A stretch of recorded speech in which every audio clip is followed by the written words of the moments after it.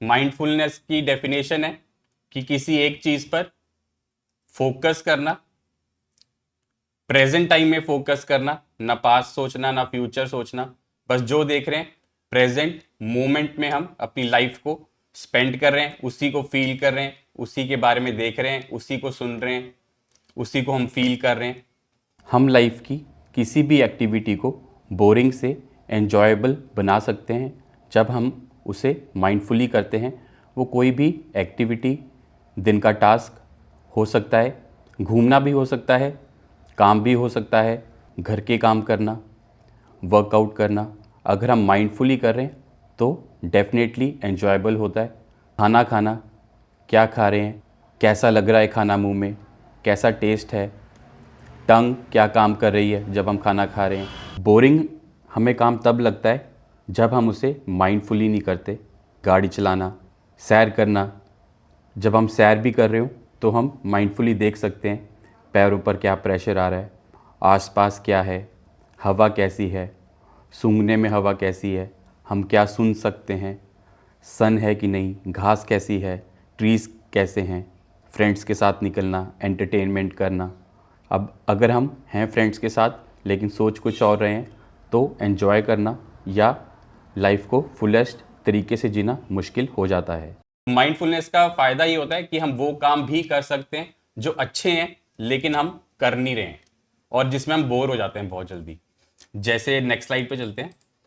जो एनिमी क्या है माइंडफुलनेस के, जब हम किसी इवेंट को, पहला पॉइंट अगर आप पहला बुलेट पॉइंट देखेंगे, किसी इवेंट के बारे में हम गुड या बैड जजमेंट अगर बना लें तो वो हमारे लिए करना मुश्किल हो जाएगा। अगर मैं पहले ही सोच लूँ कि यार मैं वहाँ पार्टी में जाके तो बोर हूँगा, तो फिर मैं जाऊँगा ही नहीं पार्टी में। जो फ़ायदा भी मिलना होगा वो मुझे मिलेगा ही नहीं क्योंकि मैंने पहले से ही जजमेंट बना ली। अगला पॉइंट है getting emotional with any object और इवेंट और पर्सन।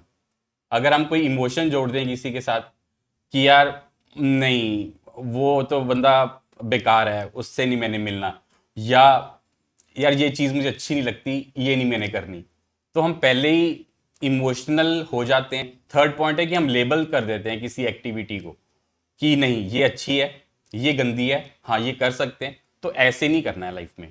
और फोर्थ है अगर हमारी इंटेंशन ही नहीं है काम करने पे तो भी बड़ा मुश्किल हो जाता है किसी काम को शुरू करना। नेक्स्ट है फिक्स्ड इन पास्ट और future and not being in the present moment. चलिए नेक्स्ट स्लाइड पर चलते हैं। बेनिफिट्स जैसे हमने इसके बात किए, पहला पॉइंट अगर आप लेफ्ट में देख सकते हैं, not get bore in any situation, हम बोर नहीं होते। नेक्स्ट है कि be joyful anywhere any time.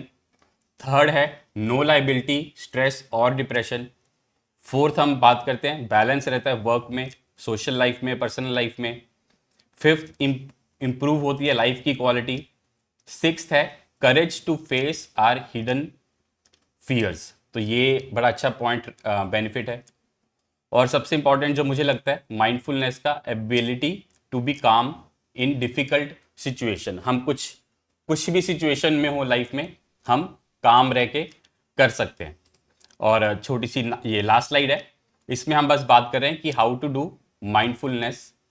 इसका कैसे जब हम करते हैं, पहला पॉइंट है it is an active practice of training. Active practice है, योग निद्रा की तरह नहीं है जिसमें हम रिलैक्स होते हैं, इसमें हमें एक्टिव रहना है, पीठ सीधी रखनी है ताकि हम अटेंटिव रहें, हमें अटेंटिव रहना है टूवर्ड्स आर फोकस। नेक्स्ट है point it is gym for the mind. जैसे बॉडी के लिए योगा आसनाज होते हैं, बॉडी के लिए जिम होता है, वैसी माइंड के लिए माइंडफुलनेस है कि जिससे हम अपने माइंड को ट्रेन करते हैं।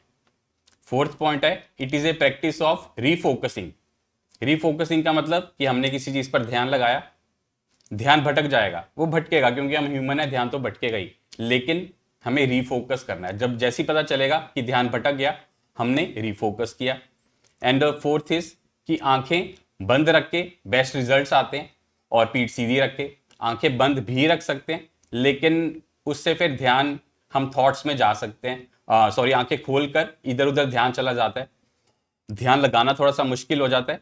हम दोनों प्रैक्टिस करेंगे आज, आंखें खोल के भी बंद करके भी।